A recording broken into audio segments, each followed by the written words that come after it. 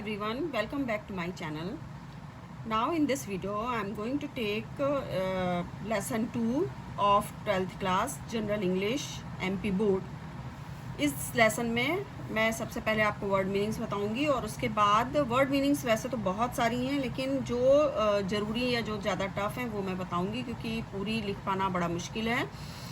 तो लेसन को एक्सप्लेन करते समय मैं सारी वर्ड मीनिंग्स बीच बीच में आपको बताऊंगी, आप ध्यान रखें। ये लेसन बहुत इंपॉर्टेंट है, इसमें से प्रश्न ज़रूर बनकर आते हैं बोर्ड एग्ज़ाम के लिए। तो सबसे पहले वर्ड मीनिंग्स। थंडर स्टॉर्म एक वर्ड आया है इसमें, इसका मतलब होता है तेज आंधी व बारिश के साथ बादलों का गरजना। फिर ब्रीज, इसका मतलब है मध्यम हवा, हवा ठंडी ठंडी हवा जो चलती है धीमी धीमी। क्रीक्स, चटकने की आवाज़ होना। इनग्रॉस्ड, किसी काम में पूरी तरह से तल्लीन होना या डूबा होना। क्वेरिंग, लड़खड़ाती हुई। पियर माने झांकना। क्रॉल माने खिसकना या रेंगना। बॉब्ड अप माने तेजी से उछलना। फ्लैप्ड माने पंख फड़फड़ाना। हडल्ड अप माने सिमट कर बैठना। शॉवलर, चौड़ी चोंच वाला एक बतख, उसकी एक बतख इस तरह का जिसकी चोंच चौड़ी होती है। माइग्रेटिंग, प्रवासी। डॉन, बारीक नर्म पर। ग्लिंटेड मतलब चमकना। एग्जॉस्टेड मीन्स अत्यधिक थकान हो जाना। निब्ड निब्ड मतलब चोट से काटना। मैश्ड माने मसला हुआ। बोल माने कटोरा। वैलेंटली मीन्स बहादुरी पूर्वक। कैजोलिंग मीन्स खुशामद करना। ट्रूप्ड माने झुंड में आना जाना। अ friend came from the sky, एक मित्र जो आकाश से आया। Do you know someone with disability, क्या आप किसी ऐसे व्यक्ति को जानते हैं जो अपंग हो। डिसेबिलिटी मीन्स जो किसी चीज़ से की कमी हो, जिसको शारीरिक कमी हो। How do you feel about the disabled people, और आपको कैसा फील होता है जब ऐसे कोई अपंग या किसी चीज़ की कमी वाले व्यक्ति आपको मिलते हैं या देखते हैं उनके बारे में। What do you think they need the most, आपको क्या लगता है कि उन्हें किस चीज़ की ज़्यादा आवश्यकता है। What is special about them, और उनमें क्या खास है। It was one of those days in March when a wind starts blowing from nowhere, ending in a thunderstorm. A cool breeze had been blowing since afternoon and the sky was rapidly becoming overcast. मार्च माह में किसी एक दिन की उस समय की बात है जब पता नहीं चलता कि हवा कहाँ से आई और उसने हल्के अंधड़ या तूफान का रूप ले लिया। एक ठंडी हवा बह रही है, दोपहर से ही बह रही थी और आकाश जो था वो बिल्कुल घिर गया था और ऐसा लग रहा था कि बस बरसने को तैयार है। अचानक कुछ चटकने की आवाज आती है। There were sudden creaks as little branches of trees broke in the strong breeze and fell. The air was full of last year's leaves. अचानक वहाँ पर कुछ चटकने की आवाज़ आती है और पेड़ की कुछ शाखाएं हवा के वजह से टूटकर गिर जाती हैं। हवा पिछले साल की जो पेड़ों की पत्तियां होती हैं उनसे घिरी हुई है, पूरी भरी हुई है। Minnie sat in her wheelchair in the balcony of their first floor flat and was the children playing in the park outside. Mini अपनी व्हील चेयर पर अपने एक फ्लोर के मकान पर, फर्स्ट फ्लोर हाउस में जो की बालकनी पर बैठी हुई है और बच्चों को खेलता हुआ पार्क में देख रही है बाहर की तरफ। The children did not seem to mind the strong breeze, बच्चों को कोई चिंता नहीं हो रही है कि हवा बहुत तेज है। और the yellow leaves of the Neem falling on their heads, और ना तो उनको इस बात की चिंता है, इस बात की परेशानी है कि नीम की पीली पीली पत्तियां उनके ऊपर गिर रही हैं। They were engrossed in their ball games, वे अपने गेंद से जो बॉल से खेल रहे हैं उसमें वो बहुत पूरी तरह से मशगूल हैं, उसमें निरंतर डूबे हुए हैं। Mini come inside called her mother from the kitchen, mini की माँ ने किचन से आवाज लगाई, मिनी अंदर आ जाओ।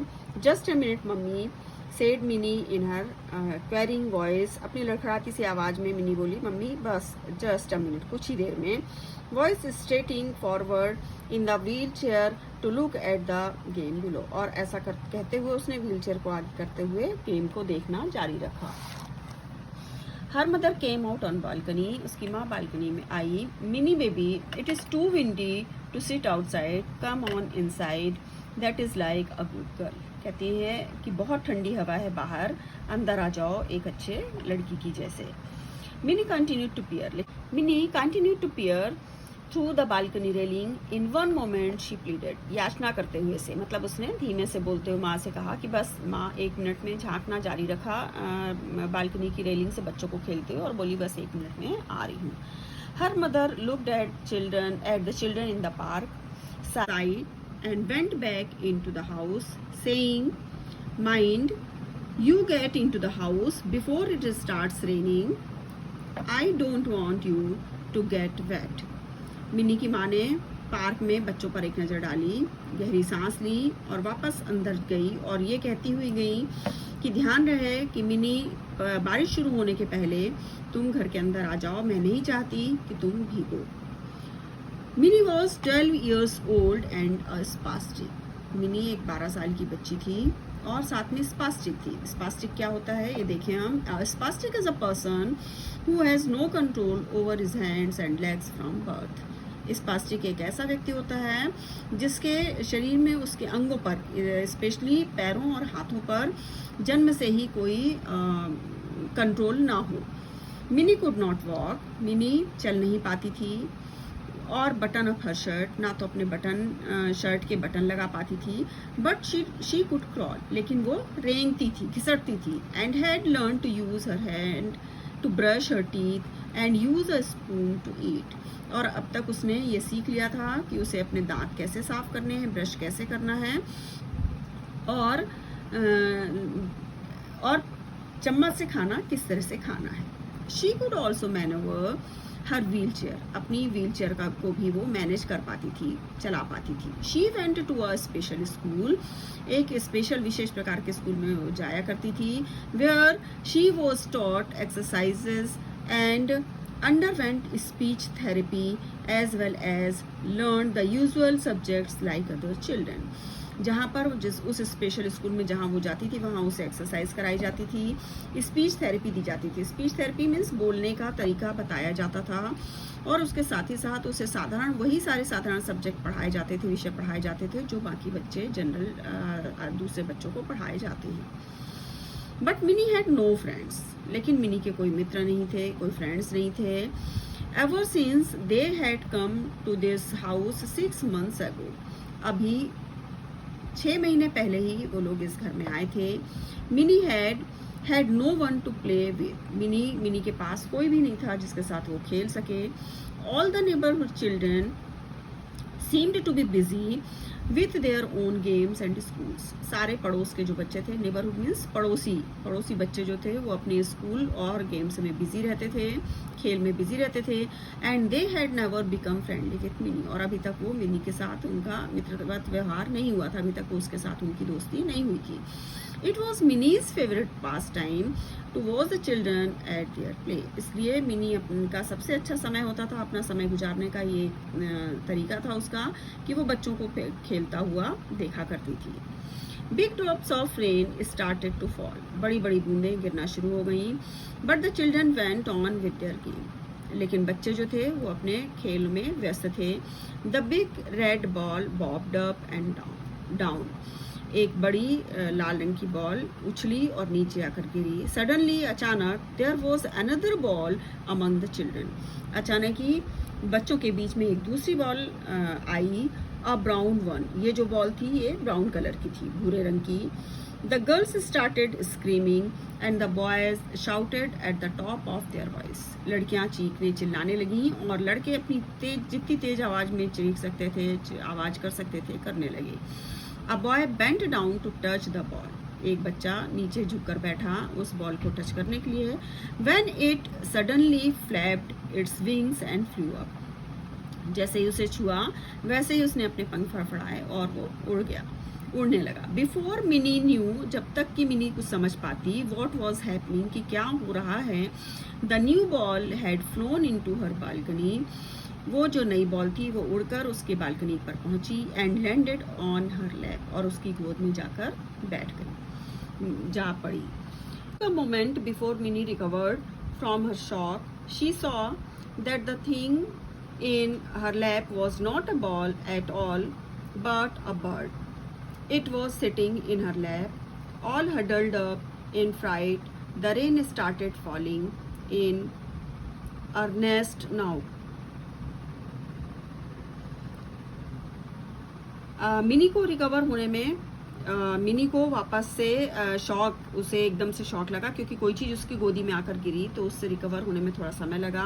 जब उसने देखा कि उसकी गोद में ये बॉल नहीं है, एक बर्ड है, एक चिड़िया है जो कि उसकी गोद में बैठी है और सिमट कर बैठी है। हडल्ड अप मीन्स सिमट कर बैठना। डर के मारे बारिश की बड़ी बड़ी बूंदें गिरने को हो गई थी। Mini shouted her mother as she came out to wheel the girl in. What is this? Mini उसकी माँ चिल्लाई जबकि वो बाहर आई उसे अंदर ले जाने के लिए। व्हील द गर्ल इन मतलब उसको व्हील चेयर को चलाकर अंदर ले जाने के लिए। वो बोली व्हाट इज दिस, ये क्या है? She cried startled when she saw the bird. जैसे ही उन्होंने उस पक्षी को देखा, उसे देखकर वो एकदम से जोर से बोली ये क्या है? Mummy it is a duck. Mummy ये एक बतख है। ही केम फ्रॉम द स्काई, जो आकाश से आया है। मिनी विस्पर्ड, धीमे से वो फुसफुसाई।